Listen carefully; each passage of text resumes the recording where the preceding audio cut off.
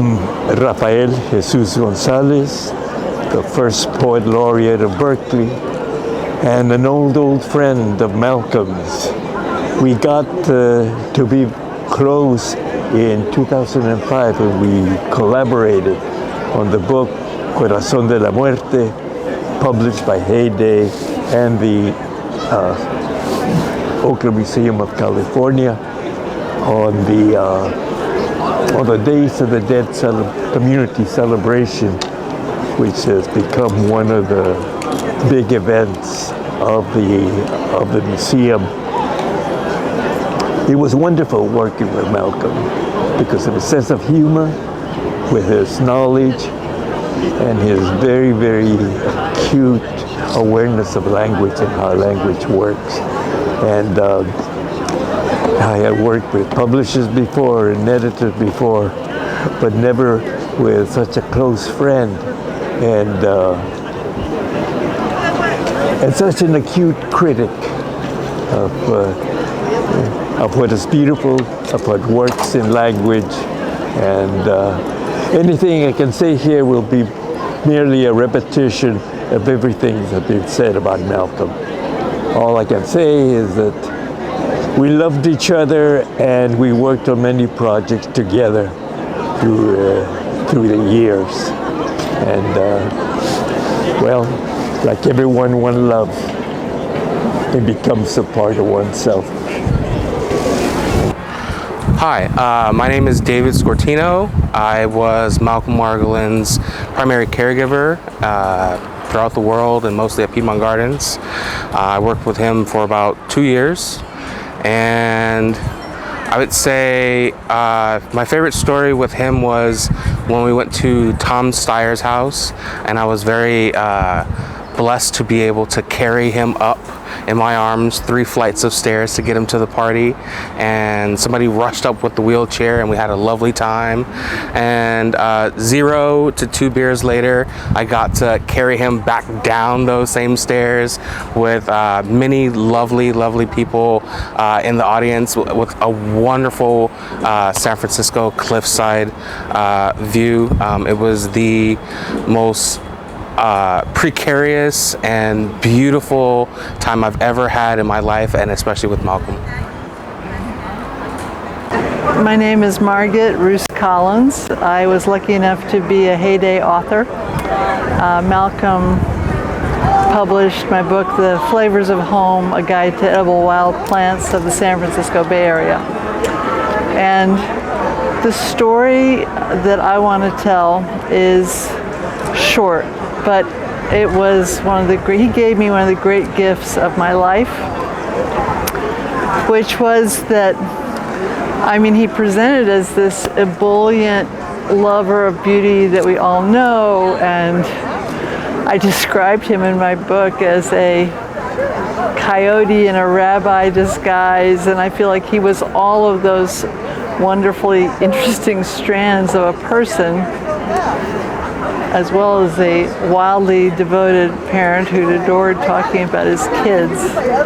But what he gave me was he edited me closely for honesty. And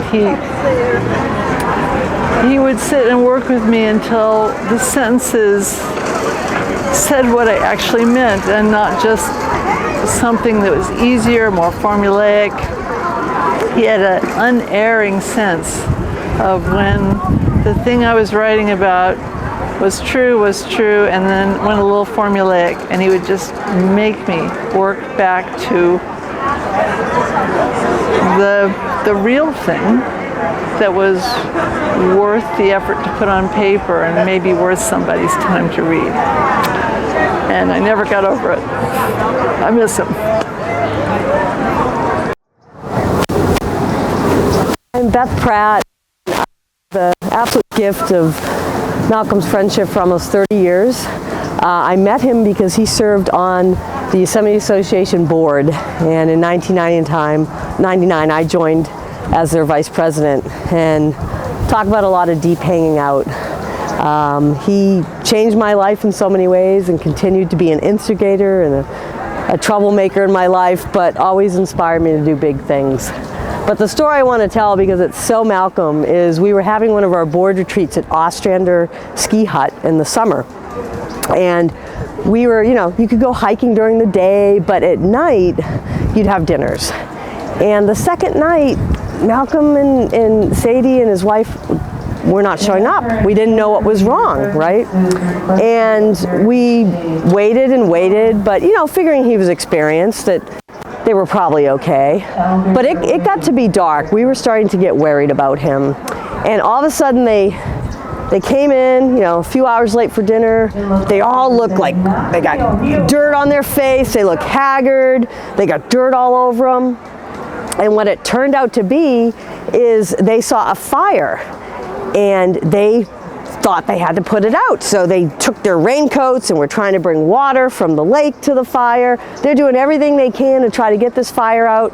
Well, it turned out it was a controlled burn that the Park Service was doing. So I just love that story because it just shows Malcolm, right? He may do some foolhardy things, but you still need to love him. And he obviously inspires you to, put fires out that may not even be there.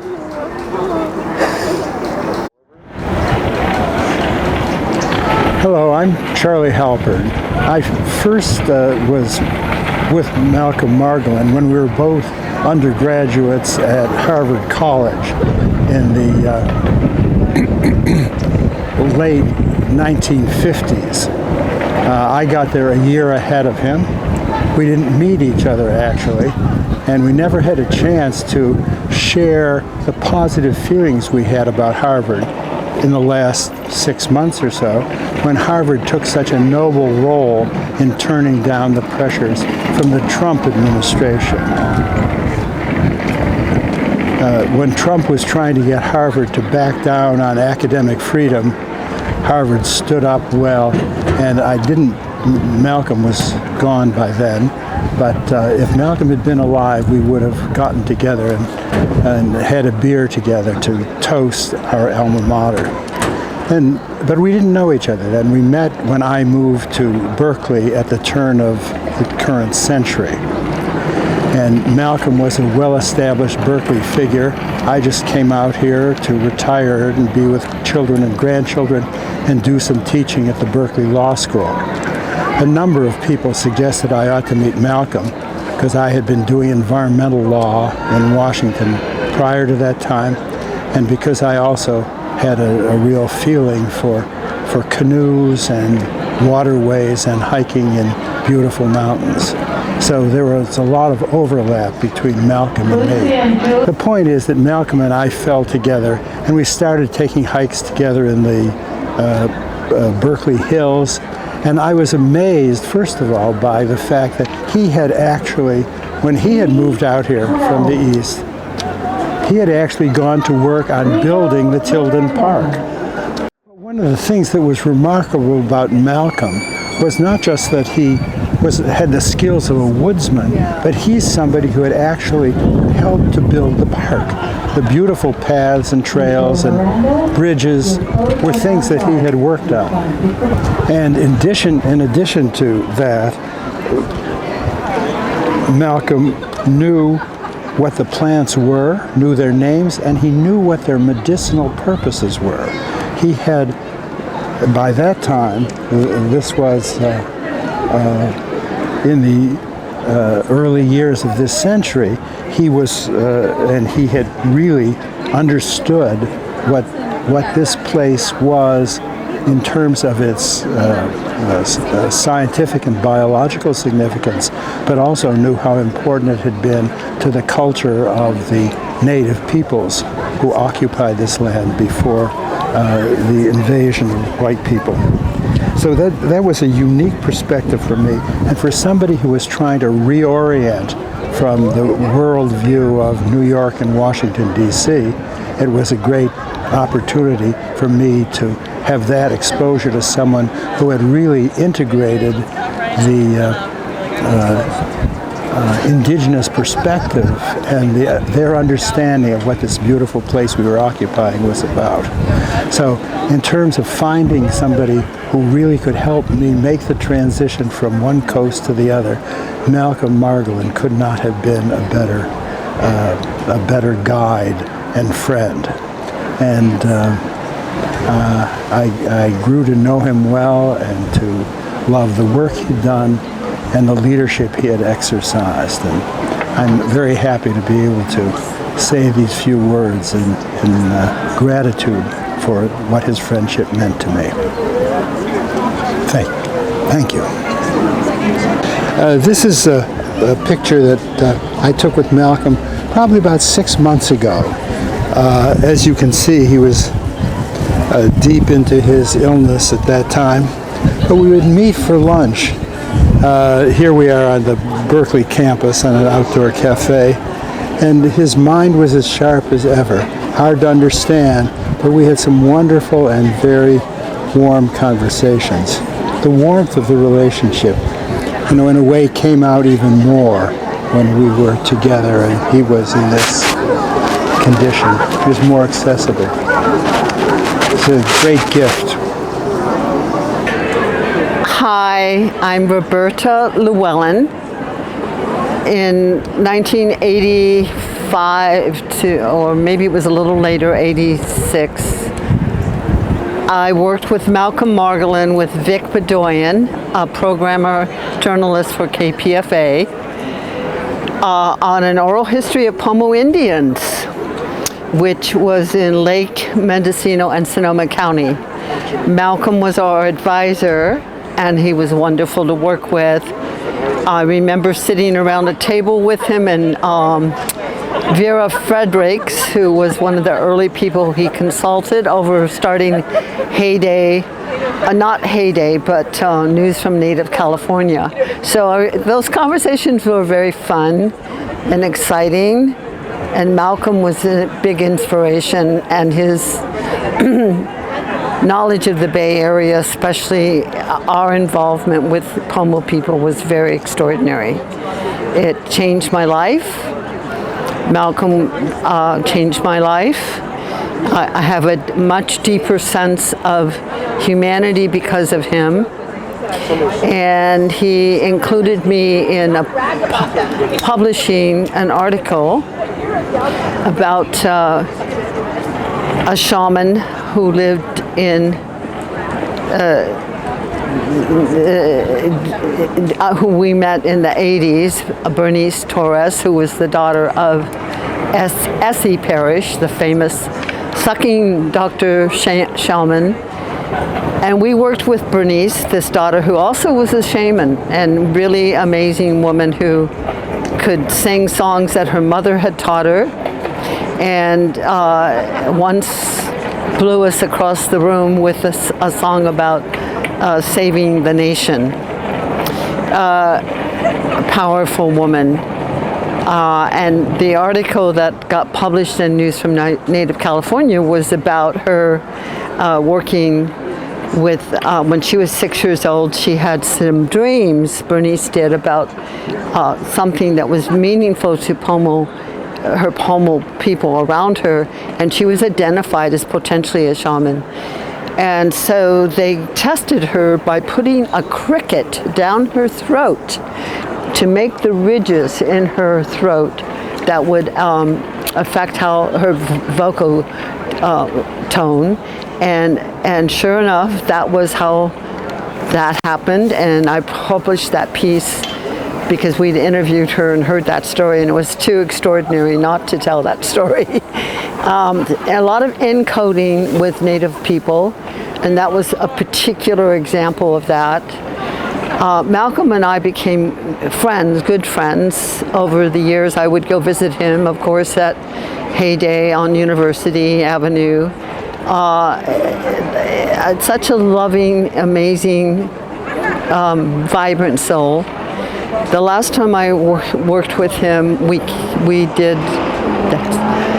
last time I worked with him I was on a panel at Sonoma State College with him in 2019. And we talked about that whole time that the oral history of Pomo people was done for KPFA radio, which was funded by the California Humanities for the Arts, by the way. Malcolm was a huge contribution to that radio series, and that can be actually heard on SoundCloud through accessing SoundCloud. Vic Bedoyan, Bedoian, the real leader of that project and who wrote the initial grant for it, and had invited me to work with him. And it was a thrill.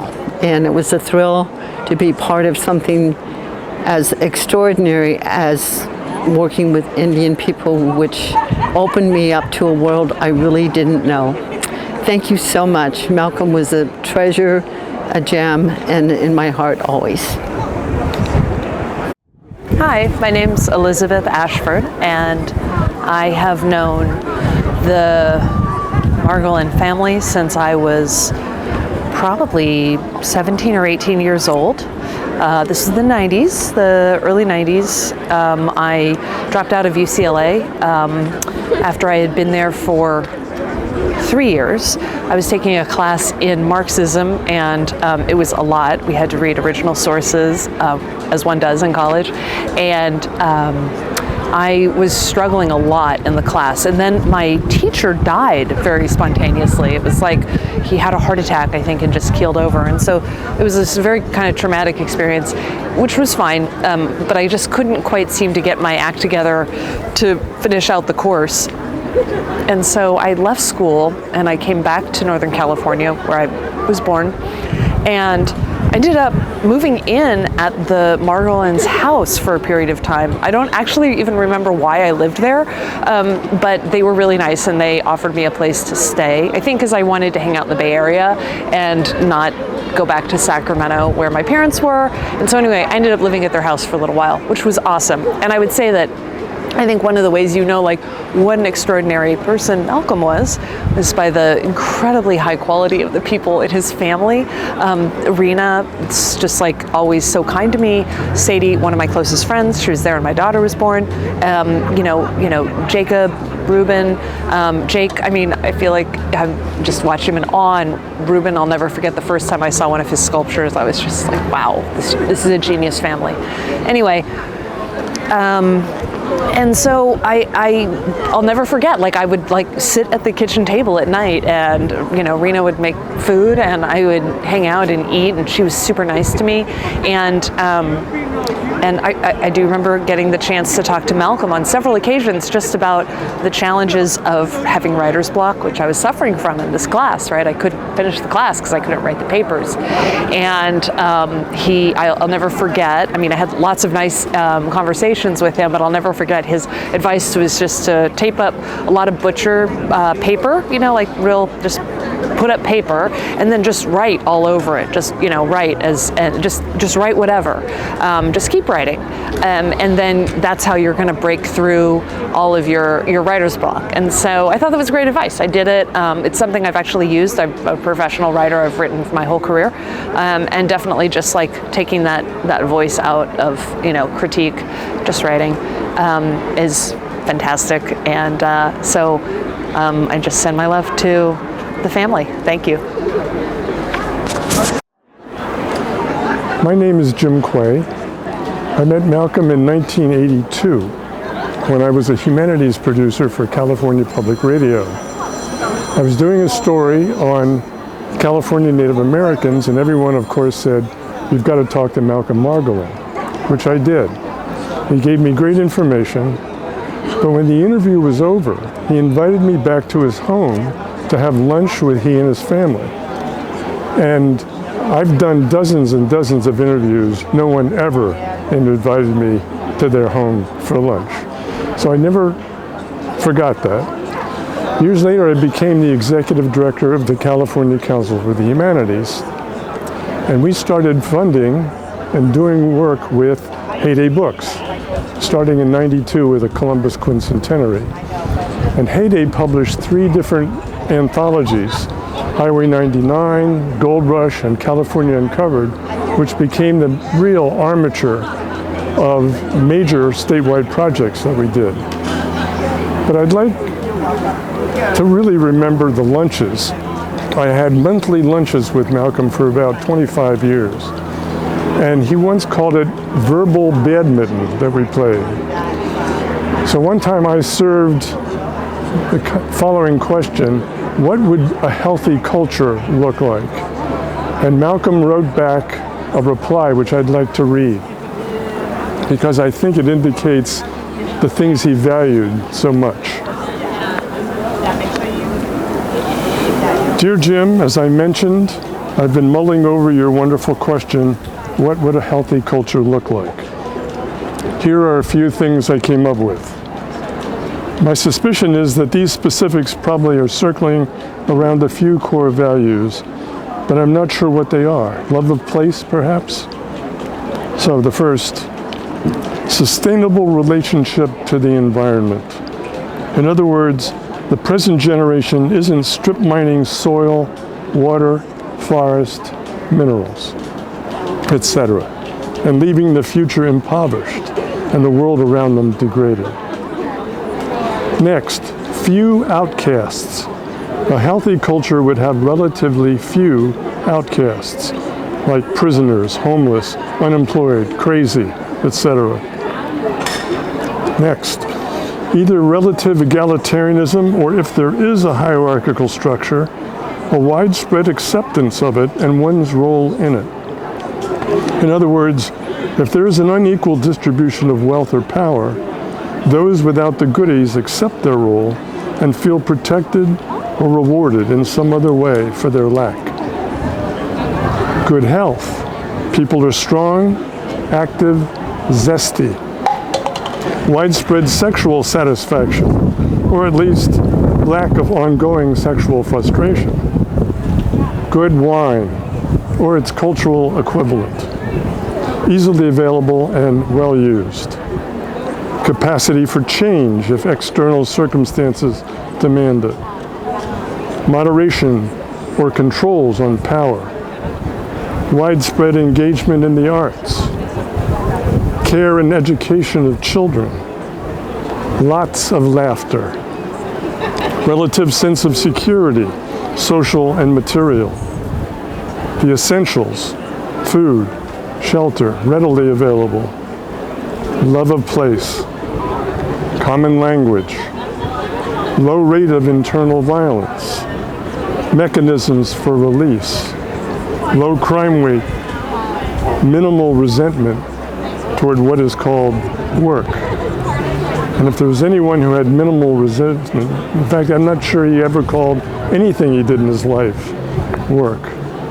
So I just want to honor Malcolm. It was an honor to know him. God bless him. Thank you. Hello, I'm Rocky. I'm a childhood friend of Ruben's. In fact, Ruben was one of my favorite friends as a kid, and we would spend long hours together, climbing through backyards and up in trees. And my parents became friends with Malcolm and Rena as a result of our friendship. At some point in the mid-70s, my folks bought a little piece of land up in Amador County and decided that they wanted to build a cabin. And we would take trips up there with Malcolm and Rena and all the kids, several weekends, and we would go up and they would work on building this cabin. And there are several stories associated with this. But the cabin was built from a book, and my folks built the floor, and one weekend we came up, all of us, our carload of kids, Malcolm and Rena and Sadie and Ruben, maybe Jake was born, I'm not sure. And they had built the floor, and they were so proud that they did that without any help from anyone. And everybody laid their sleeping bags and mats on the floor, and my father read a story for the kids, and he was the last one to step on it, and he climbed onto the floor, and it snapped in the middle. And everyone slid to the middle as if we were in a giant taco. So that's one story about my folks trying to build something. Ruben and Malcolm, however, went up the hill a little ways from where the cabin was being built, which he had incidentally told us we were building it in a floodplain, and he wasn't so sure if that was a good idea. he walked up the hill with Reuben, and they proceeded to build an amazing platform tree house between 3 different trees, a couple of old oaks, and a big red cedar up there. And that was the highlight of that entire piece of land. So there were many trips going up there. And they all resulted in some level of hilarity or funny catastrophe at best. One of the other stories is that we were going up in 2 cars, and my mother had cooked a huge lasagna, and we were going by the Margolin's house to pick up some kids, and we had our dog in the car as well, and we thought, well, we better not leave the lasagna in the car with the dog.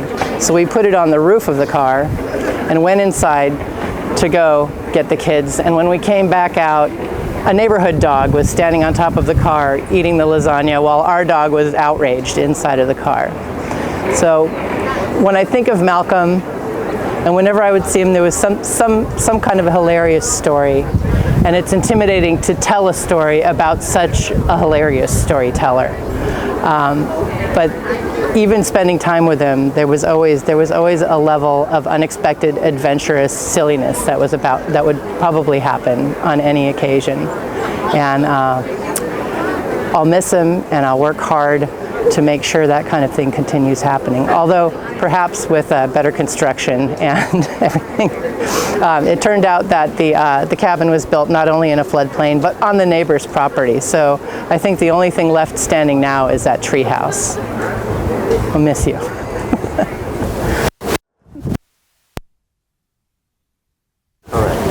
Hi, my name is Wanda Quitiquit. I'm a tribal elder from Robinson Rancheria of Pomo Indians over in Lake County. I'm a gourd artist that I talked a lot with Malcolm, and I did gift him with some of my artwork, the gourds. And I don't have a real big story about Malcolm, except that I want it to be known that here, he was the catalyst for many of us California Indians to pursue our work, our art, our jobs, our tribal government. I don't think he ever really knew the extent of what he did for California Indians. And that is what is the big thing in Indian country that he did, and it continues to this day. And his respect, there wasn't a moment that he ever, diverted from that. And as a gourd artist, I attended the annual Tuolumne Indian Market every year, and Malcolm would bring his books, and then when he'd see me, he'd get a book and come over, and he says, "Come over, I got a book for you." And we would talk about that book, and then he'd give me that book. And so he kind of like gave these free books out to people, and I really appreciated that so much, because some of these books were real important books too. And I just really appreciate that. No one does that, give out free books the way he did, and sit down and talk to you about it, about the writer, or if he was part of it, or he would just talk about that book. And that was real important to me. And so his kindness, to me, it was just, he just made you feel special, and made you feel important, and knew your name, and and I would always tell him, you got to come over to Lake County and check on us once in a while.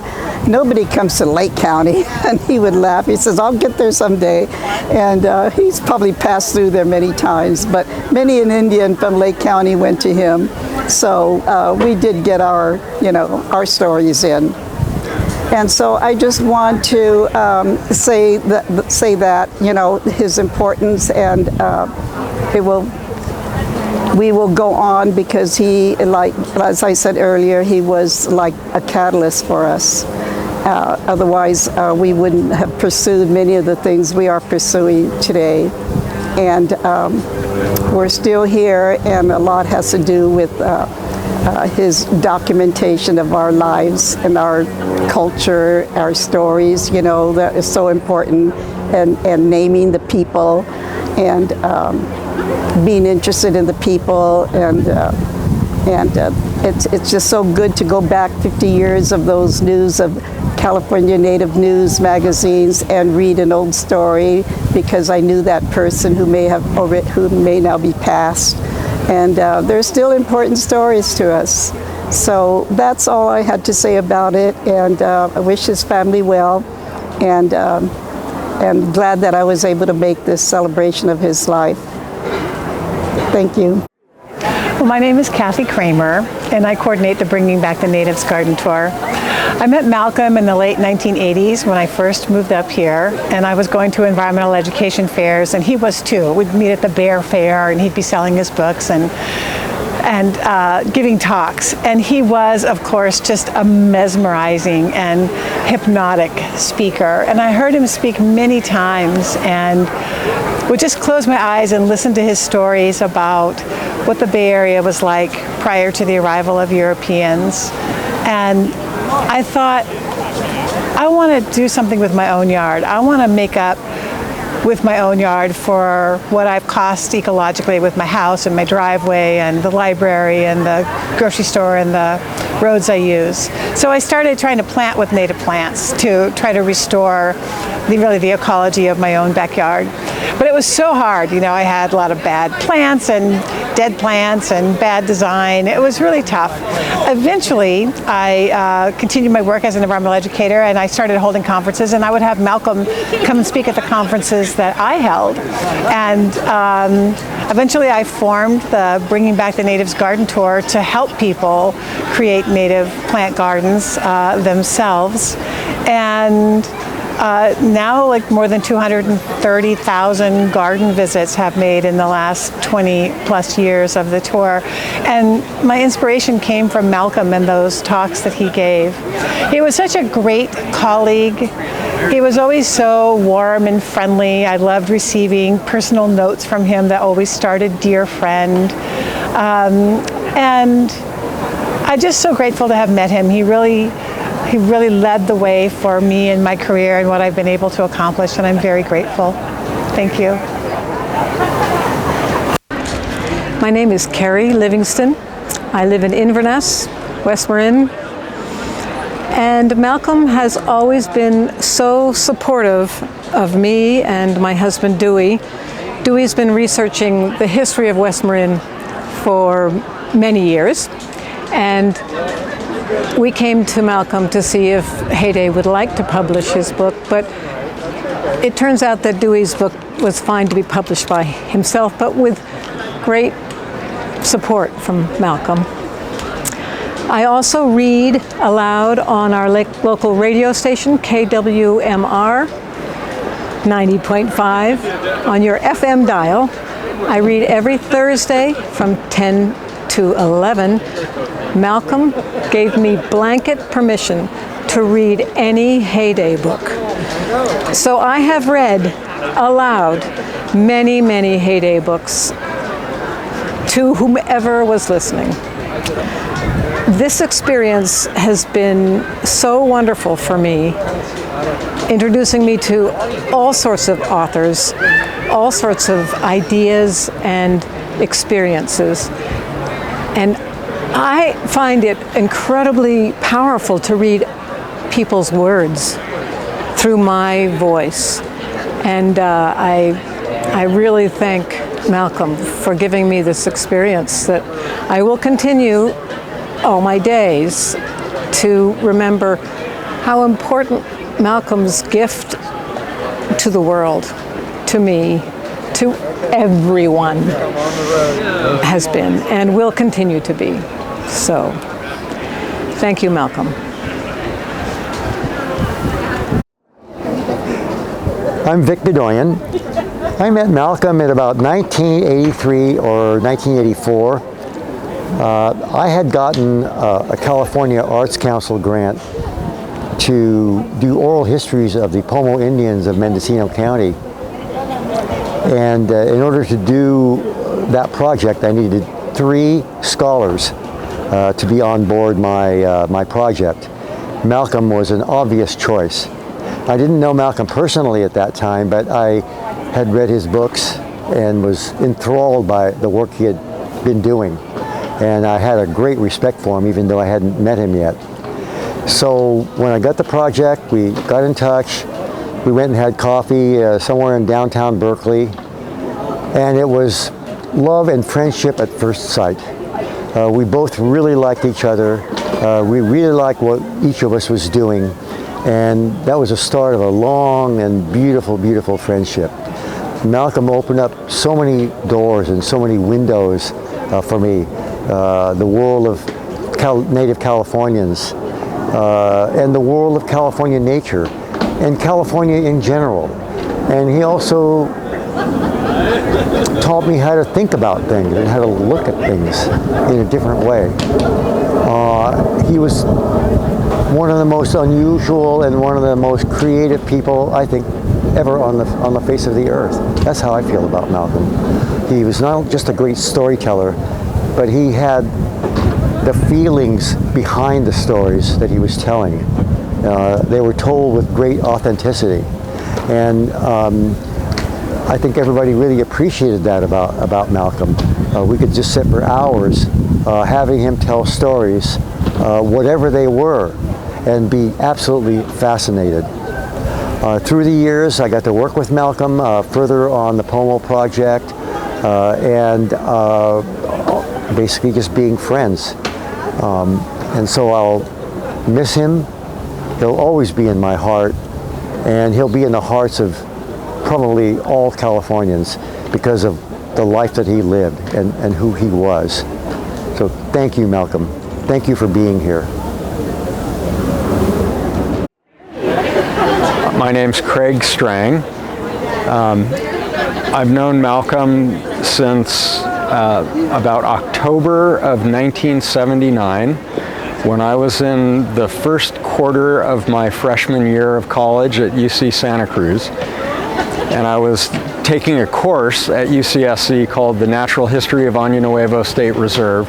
It's an upper division course. I wasn't supposed to be in it because I was a freshman, but I kept showing up for the class. And the professors invited Malcolm to come as a guest speaker to talk about the Ohlone people that lived at Año Nuevo.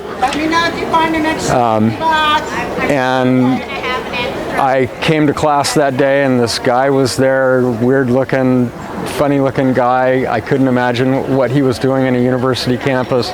First 15 minutes of his talk, he just blew my mind. And after 2 hours, I was really convinced that I needed to find a way to connect with him more.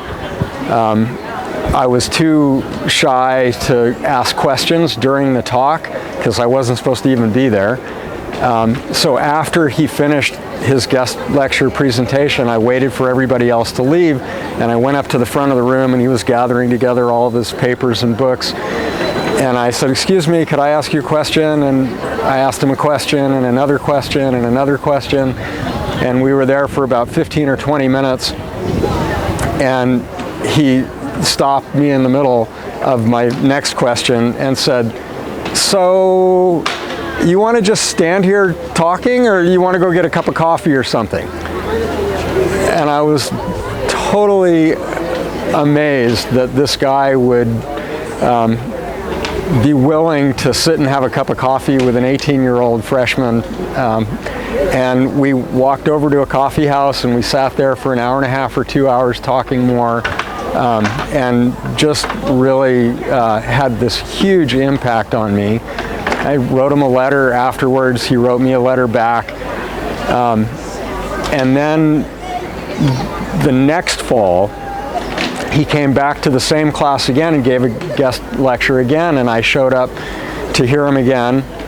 And that year, the fall of 1980, Jake had just been born, and Malcolm was in the middle of his talk about the Ohlone people living at Año Nuevo, and he just stopped cold in the middle of his talk and kind of looked up and got this faraway look in his eyes, all dreamy, and then looked back at the class and said, "You know, I just had a baby that was born a few days ago, and you know, there is nothing as pure as the breath of a newborn baby. And then he just went right back into his talk. And I was so incredibly moved, and that stayed with me, and I was 19 then, but it was 13 years later when my first son was born, and I have this vivid memory of holding my son for the first time close to my face and going, oh my God, this is what Malcolm was talking, I get it. Like, I just smelled the purest thing that the world has ever experienced.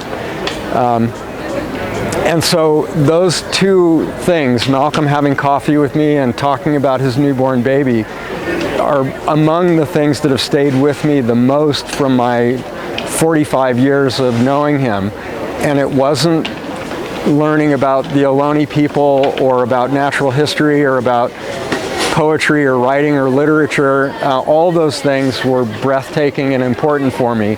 But the thing that really stays with me the most was his humanity, and that he taught me how to be a human being,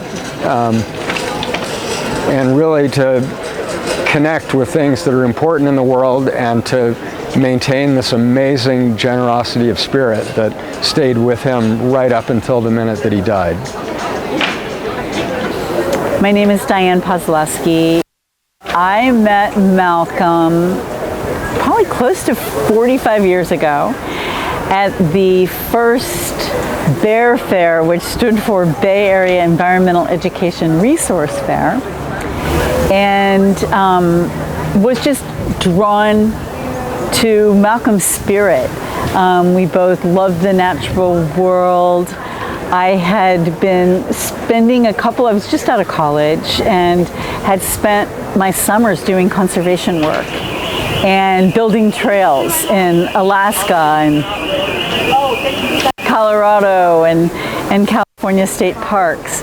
So we had that in common, and just Malcolm always had that twinkle in his eye and that passion for beauty, and that always opened my heart.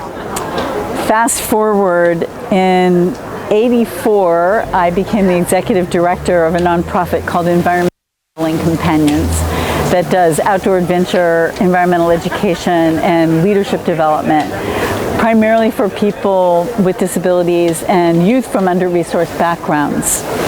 And I think after a couple of years, of course, being an executive director, one has to fundraise. And one of our programs was a kayak program. Day, and I thought it'd be a great fundraising event to kayak to Angel Island and have Malcolm do storytelling, and Annie Somerville, who was the head chef of Green's restaurant, cook the dinner and have it be a benefit for the organization. So I went to Malcolm and I said, Malcolm, what do you think of this idea? I'd love magic and your, ability to spin yarns and tell stories, and particularly about the Ohlone peoples and their presence on Angel Island and in San Francisco Bay. And he sort of reticently agreed, but we had a heart connection, so he agreed to do it. And before we did that about 4 times, where we did these storytelling kayaking adventures with people, and each and every one was magical. But before the very first one, I went out to Angel Island by myself in a kayak, and I used to run around the island back in my running days, and I went up to the fire road that goes around the whole island, and I thought, I need to find a special place for Malcolm to share his stories. And so I ran up to this trail, and I was about to run around the island when, I don't know what, something called to me to walk off trail through these tall grasses, and on the other side of the grasses was this beautiful live tree, and it had these boughs that just bent down to the earth, and all kinds of moss, old man's beard actually, which is kind of funny because it sort of looked like a tree that looked like Malcolm, with the long hanging moss, and interwoven with serpentine, and it was just this glorious tree that was massive. And I thought, this is it. This is where we're going to tell the Malcolm stories. And so we did that the first time, and consecutively after that. And the last time we did a Malcolm storytelling trip to Angel Island, Malcolm came up to me, and in classic Malcolm fashion, he said, I don't know why you named a tree Malcolm. It's not even like a good name for a person, And I said, Malcolm is a great name for a tree. And he said, well, I guess it's time to go tell those stories. And so we hiked with the guests up to the tree. And people, it's this beautiful scene because people like climb into these boughs of the tree. And Malcolm was, he was telling a story about the Yurok peoples and how he met with the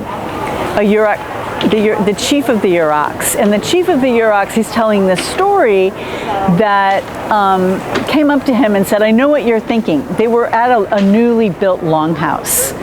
And he said, Malcolm said, well, what am I thinking? And he said, you're thinking this place wasn't built very well. And you're right, we don't build these perfectly because we want the next generation to have to learn how to build them. So we only build them to last like 15 years or so. And Malcolm was sharing this story, and it was really beautiful, and everybody was pretty captivated by his, probably the best or one of the best storytellers I've ever met in my life. And afterwards, Malcolm came up to me and he said, you want to hear something gruesome? And I said, yeah, bring it on, Malcolm. And he said, well, I guess you're going to have to bring my family up to this tree when I die, because this is where I want my ashes to go. And we hugged, and he actually thanked me for naming the tree Malcolm. A couple of years after that, there was a fire on Angel Island, and I was really concerned about the tree. And I called the superintendent and I said, and the fire was still smoldering. And I said, I need to come out to Angel Island to see if this survived. And he said, well, I said, it's a tree that is named Malcolm. He said, Diane, you named a tree Malcolm? And I said, yeah, it's named after Malcolm Margolin. And he said, well, it's really still burning there. He said, if you want to kayak out there, but I'm not telling you can. So I did, and the tree survived. It had one branch or bough that was ashen, that had burned, but the rest of it was okay. And I think it was the next day, Malcolm called me and he said, did my tree survive? And so after Malcolm passed, I reached out to his kids to make sure that they knew where the tree was, because it's kind of a hidden tree. And they said, yeah, he wrote down that we should get in touch with you so that you could show us this tree, because this is where he wants his ashes. And so I went,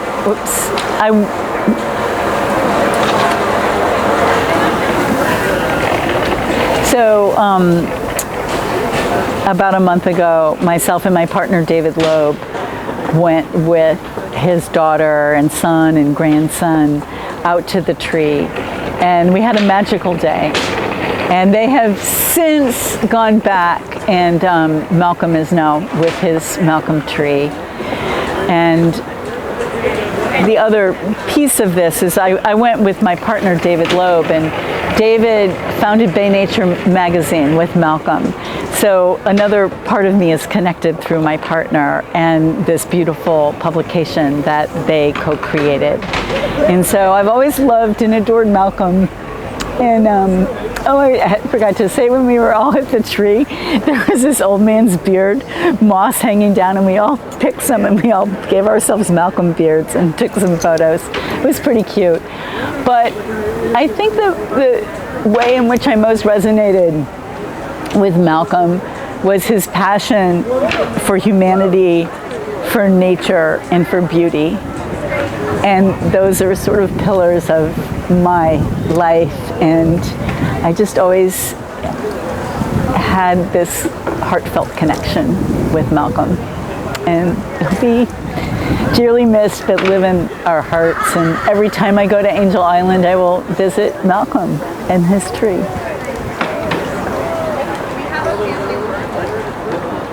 Hello everyone, my name is David Loeb, and I was the co-founder of Bay Nature magazine, and I had the honor of working with Malcolm to found the magazine back in 2001. It was actually 1997 when I had the idea for a magazine about nature in the Bay Area, and I thought, who could I work with to make this happen? And so I wrote a letter on a typewriter and mailed it to Malcolm Margolin at Heyday Books, because I knew he was a publisher who published material about nature in the Bay Area. And to my surprise and joy, I received a letter back about 2 weeks later, typed on Heyday letterhead, said, "What a great idea, let's get together, come and talk to me about it." So in February of 1997, we started to meet. And we would get together about once a month and try to plot this thing out. And it took us over 4 years to pull it all together. At one point we did a back of the envelope calculation about how we would make this thing work financially.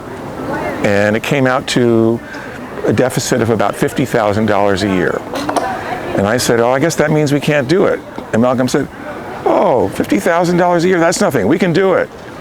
And so we pushed forward, got a business plan, we pulled in some people to help with fundraising, raised a bunch of money from the Packard Foundation and from other friends of Malcolm. It's true, he had the most impressive Rolodex in the San Francisco Bay Area. And in January 2001, we launched the magazine. And this year, the coming up issue is the 25th anniversary issue.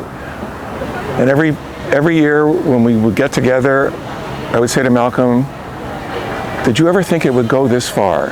Did you ever think we would reach 5 years old? No. 10 years old? No." And now here we are at 25, and I'm sorry, Malcolm, that you're not here to see it, but look what you've given birth to, and thanks always for giving us a start and pushing us out into the world. And I'll just remember one thing you said when I was feeling doubtful about whether the magazine would work. You'd say, "Sometimes you just open the door and see what walks through." And Bay Nature is now the center of a wonderful community of conservation organizations and nature people in the Bay Area, and it's a gift to the Bay Area, and so are you. Thank you. My name is Beverly Ortiz, and I met Malcolm in the 1980s. I'm going to share some thoughts about Malcolm to supplement the tribute I wrote about him for News from Native California, for which I've been a contributing editor since back in the first year of its production, when Malcolm invited me to become a columnist for the magazine. So Malcolm would often start his correspondence or his just encounter with people he knew as "dear friend." And Malcolm was certainly a dear friend those many years, and really brought heart and beauty to so much. And one of the many, many stories I could tell have to do with the fact that he was watching me before I was even noticing him, as it turns out, because he was seeing me present at the early first California Indian conferences, and he was seeing me in other contexts, and he and Vera Mae Fredrickson were apparently trying to figure out who I was in the world, including my gender identity, which surprised me to find out later. But there was just something about me that drew their attention. But it occurred to me to share that because, as was stated by people at this celebration of life, so beautifully hosted by Malcolm's family, who I feel have been so generous and gracious in sharing Malcolm with all of us these many years, and who I feel blessed to have gotten to know over the years as well. That, as was stated, Malcolm was a true observer of the world around him and of the people around him. And he just had that ingrained, passionate, intellectual curiosity to figure things out.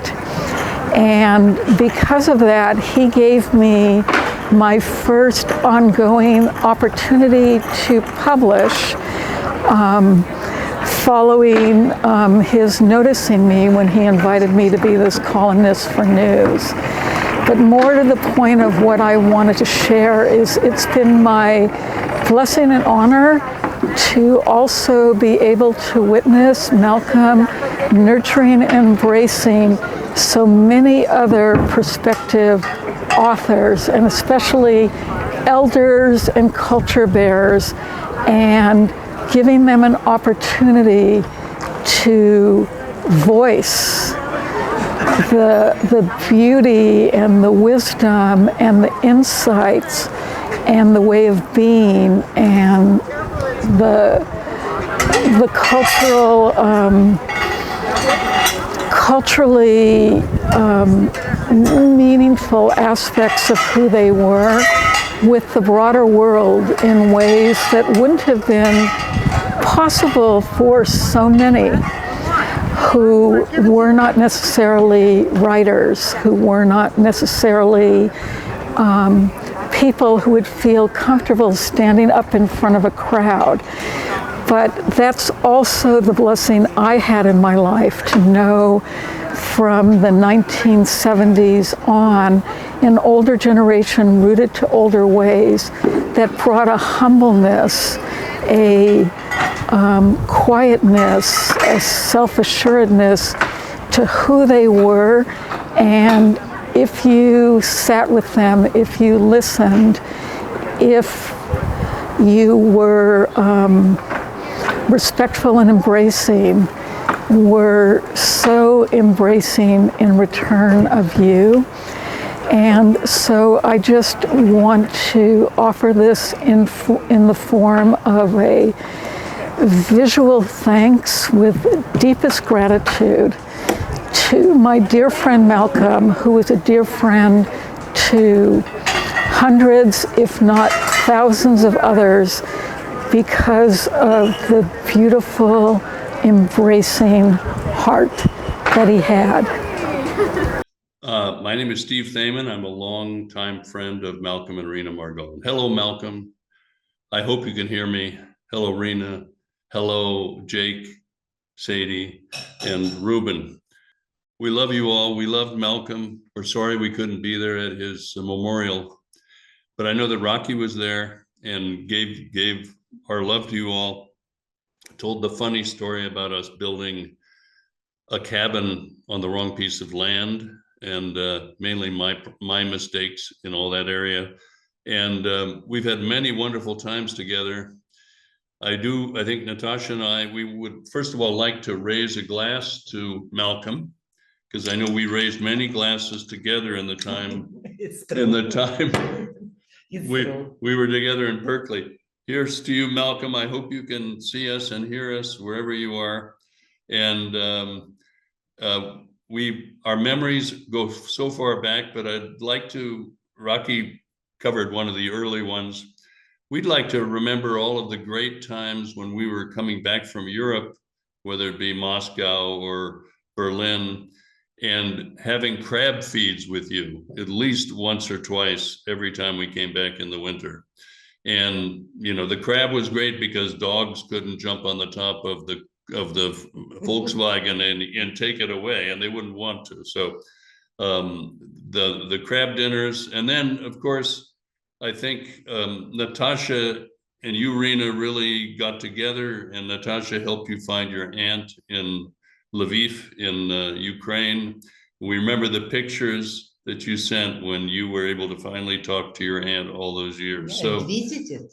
yeah. Come on, and you show yourself too, Natasha. No, and visited him. Yeah. No, Steve, okay. I visited, yeah. Visited They him. visited. Malcolm and Rena visited And him. also, we'd like to, Ruben, if you look over my right shoulder, I guess if you're looking at me, you see that picture? Do you remember it?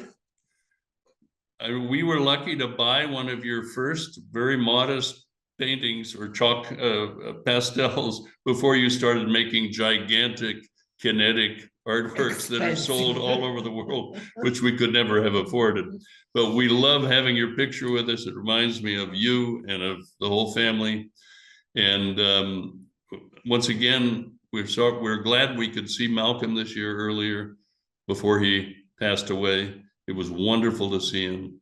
And he was completely brilliant. Yeah, I mean, very sharp. he was all there, as just body had given up the ghost, but his mind was all there. And once again, we will see you in the winter sometime. We're not sure when we're coming back. We'll always see you when we come back.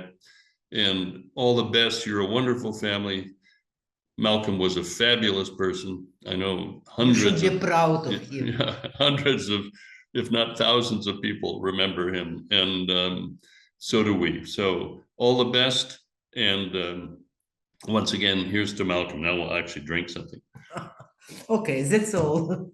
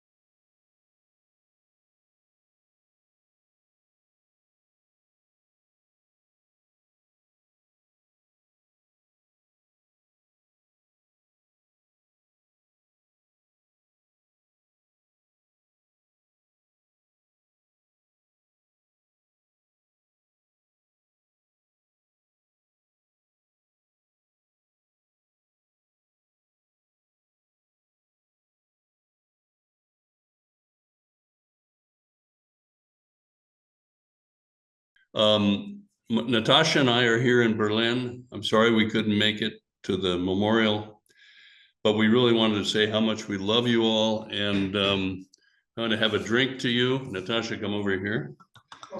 My daughter, Rocky told about the funniest thing that ever happened with us when we all got together and built a cabin on the wrong piece of land, and it collapsed, and we had to rebuild it. And that was definitely the funniest thing that ever happened.